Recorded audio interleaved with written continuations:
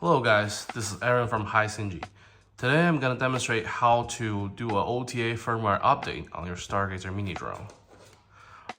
First thing first, we need to power on the drone. And we need to connect it to the HISINGY app over here.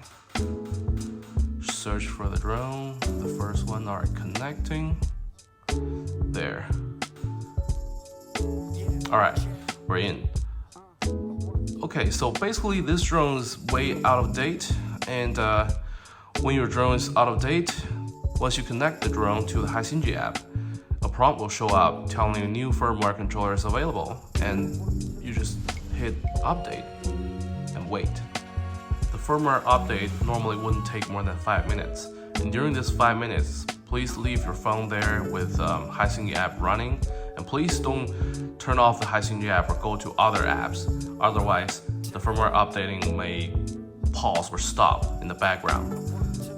But please don't worry, this is not going to hurt your drone. Nothing bad's going to happen. Even if your battery's dead or you accidentally pop out the battery, you can just restart from the beginning and nothing bad is going to happen to the drone. You can do this as many times as you need it.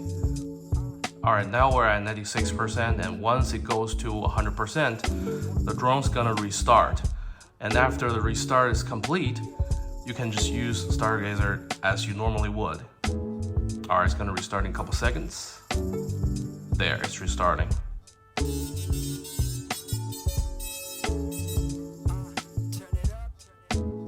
And it'll just be like a normal startup. Once the initialization is completed, you can just fly the drone as you normally would. Also, there's a way to manually check for updates. You can connect to the drone, go to your general settings, and scroll all the way down. See there's firmware update, and you can check for updates. And over here, you can see the current firmware version. Alright, this is pretty much everything you need to know to update your Stargazer's firmware. Thank you for watching, guys.